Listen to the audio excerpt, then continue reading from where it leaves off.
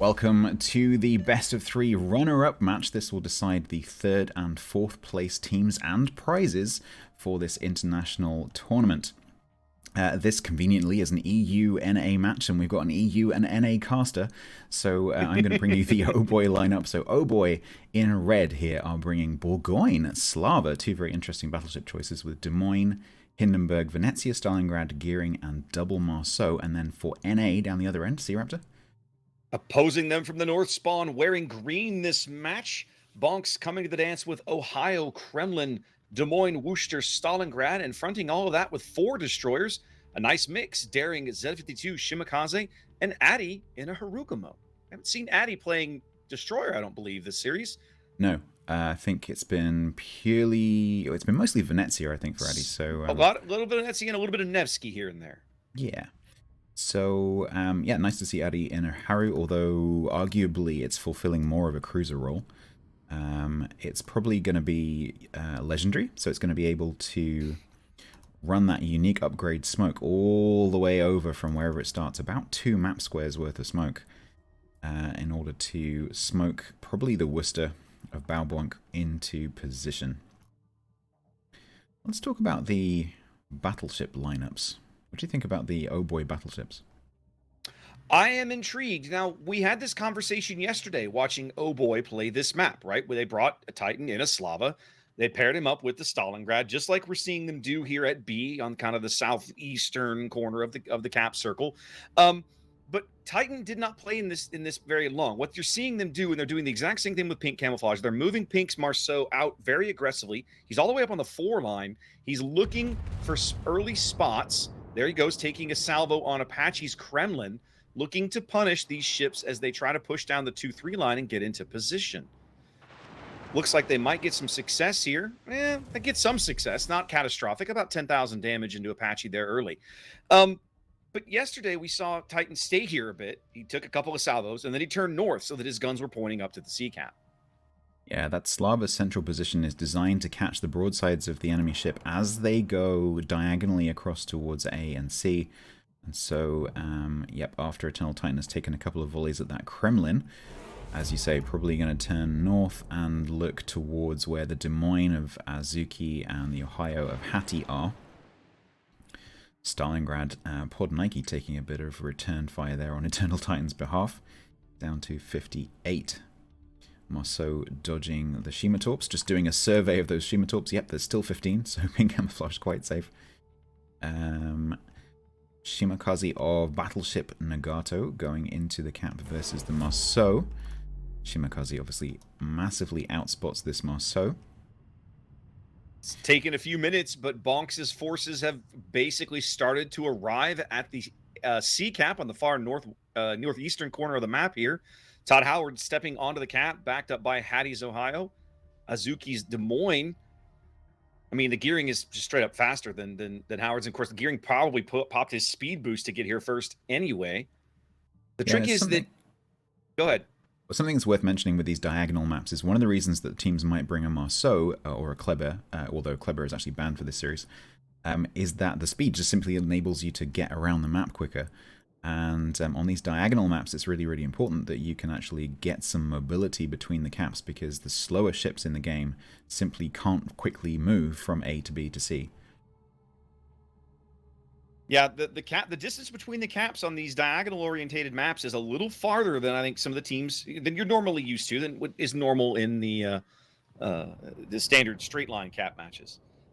Des Moines Radar catching Todd Howard's up at C. Endern declining to throw shells. Most of that hate coming from the Des Moines, a little bit from the Hindenburg. Todd in bright yellow camouflage here. I'm not sure you can call that camouflage, but yeah, Todd in bright yellow camouflage is just fine, I think. Gone dark by the looks of those shells. And so he's going to remain contesting against Endern. Points lead gradually growing for BONKS here with these 2 caps, although I notice Pink Camouflage in the OHBOY Marceau is going to move into B to block that. They do have the Stalingrad BONKS of Turret Bonk above the cap to radar.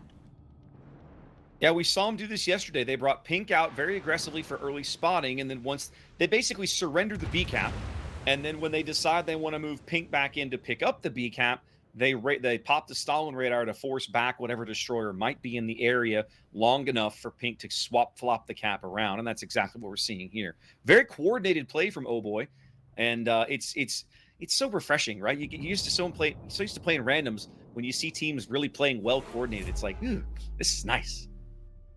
Whale Biologist was radared there, and I think Pink Camouflage was radared in return, so both of those destroyers in the middle taking a little bit of damage. But both Stalingrads also taking the heat. They're both down to 53. So pretty symmetrical here on the B cap. Pink Camouflage taking another late hit there. Whale Biologist getting reoriented. He'll be back onto B momentarily.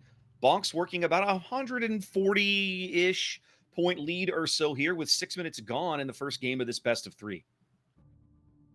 Battleship Nagato in the Shimakaze was being pretty aggressive there, trying to get its 15 high damage torps down onto the Venezia and the Bourgogne down on the J line. But Battleship Nagato has torpedoes incoming from Marcelo Pello. One. Yeah, just that could have been worse, but that's not good news for Battleship Nagato in the Shimakaze there.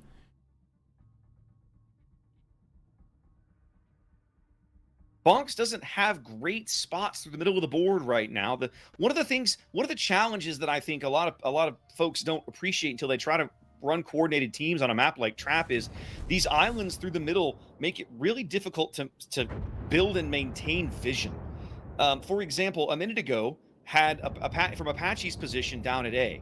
If he'd had the opportunity to see Eternal Titan Slava, he would have been salivating, but he can't. So he's out of range to spot Titan, and there's no one to spot for him down here where, for example, Pink Camouflage has been playing.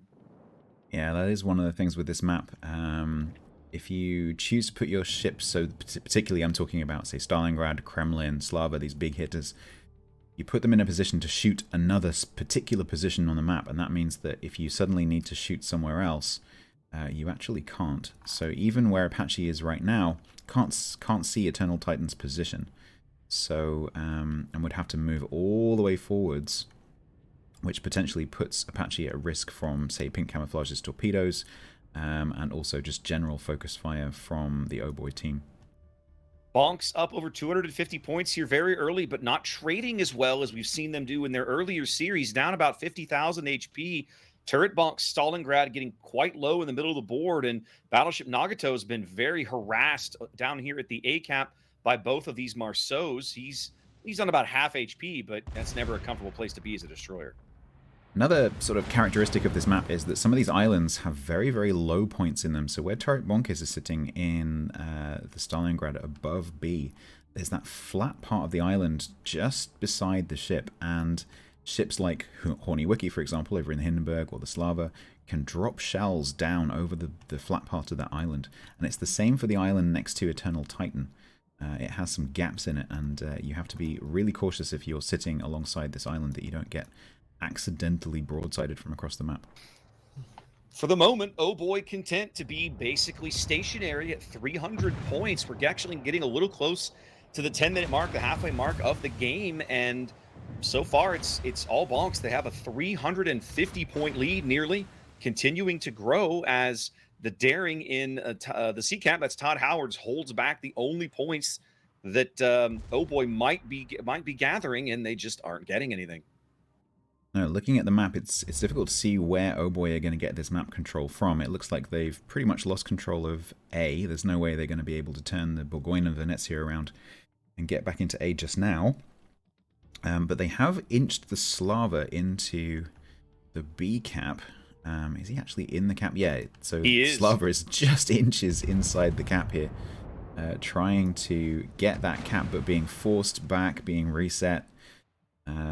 So they are going to struggle to stop that lead from increasing, because of course BONKS are continuously gaining points with that A cap, the B cap when Eternal Titan is not in it, and Charlie is blocked, so no points income currently for OHBOY, and that's a problem. Oh yeah, there it was. That's the salvo I've been waiting for Apache to take for 5 minutes. He finally had eyes on Eternal Titan and took about a good 15,000 off of him there. That should probably push Titan back out of the cap for a little while. They're going to rotate Pink Camouflage in to try and stem the bleeding and hold back the points at B.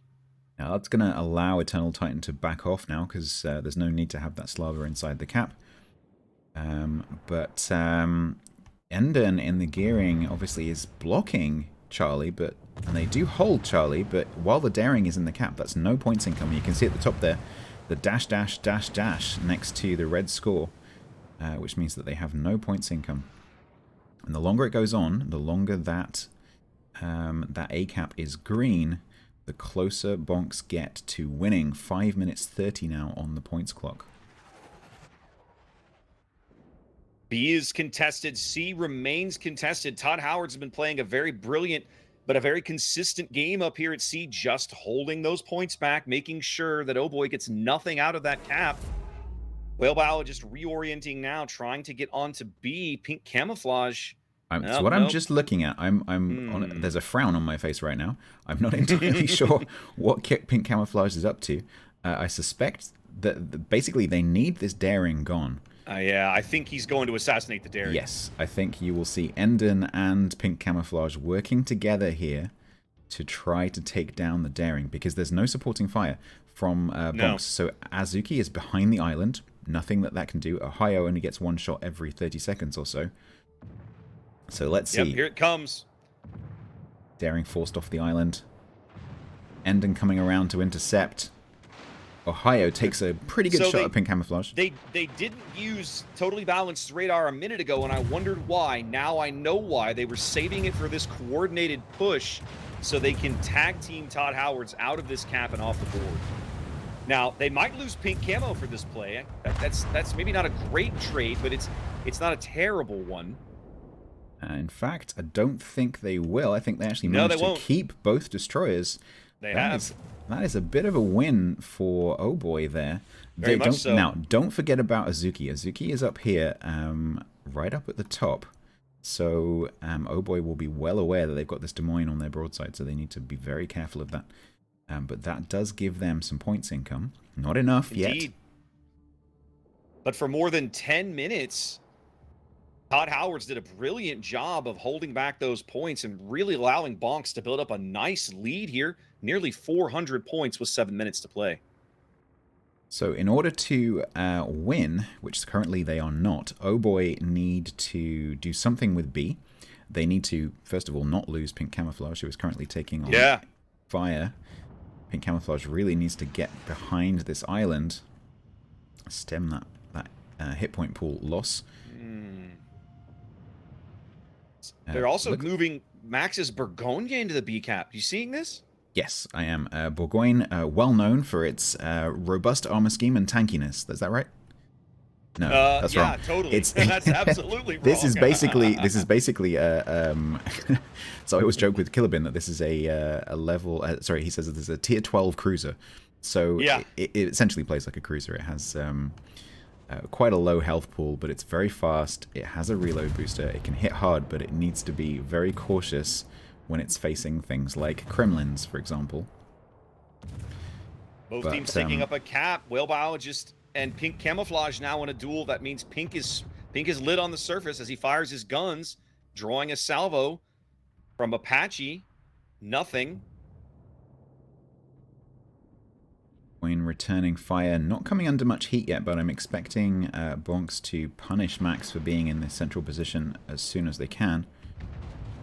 As a team, OHBOY still has a small health advantage, but overall, it feels like they have more ships that are perhaps a little under threat. I'm really talking about the Marceaus, right? Because the Marceaus are very, very low. Burgoyne is making, I'm not going to say a mistake because he didn't know they were coming, but the Shimatorps are gonna, I think, this is gonna hurt bad. He's take three, four, 5. Oh, he's going out. Oh, that's a huge kill for BONKS, because now they catch up on ships and they retain control of the B cap for the moment. Yeah, Battleship Nagato definitely will be celebrating after that massive You know what win. else? This torpedo salvo might be in the competition for the best torpedo salvo of the tournament. Okay. Look at Eternal Titan. Yeah, of course these are 20s, so Eternal Titan is doing that. Yep, Eternal Titan is doing that thing of saying, "Oh, they'll stop." No, they'll definitely stop. Oh, they're not stopping. Yeah. Yeah, no. Well done to Battleship Nagato. A brilliant Shimakaze salvo. I think it's going to seal the deal for BONKS. I just don't think that OHBOY can make an impactful play in the time they have left. No, OHBOY need to get forward into that B cap, but with a couple of ticks left, maybe like 4 ticks left on the clock. They do step the Marceau onto A. The Marceau is an A. The Gearing and the Slava may just about get to the boundary in time here. 992. Running out of time. It's going to be close. 996. That's 2 ticks. 1 tick. They block it on 998. They just barely, by the skin of their teeth, able to get a step onto this cap and just see if they can make a play. But man, they can't lose a ship. They can't leave the cap. Every ship that comes into B now or A has to stay for good. Yep, absolutely. An Eternal Titan in the Slava. Again, not the low. tankiest battleship choice. This is what I was saying right at the beginning of the match. Like, Burgoyne and Slava, okay, they can hit hard, but not tanky. Yep, Apache and the Ohio seal the deal. BONKS winning game 1 here, looking really solid. I gotta say, I think the thing that surprises me the most about this game was sort of how long they allowed Todd Howard's daring to just thwart them and thumb his nose at them at the C cap. Yeah, I think they've executed that plan a little bit earlier. They may have been able to get through B and been a bit more effective. But this is a best of 3, so we will be going back to the studio now and to wait for the teams to reset, and we will be going 1-0 BONKS OHBOY.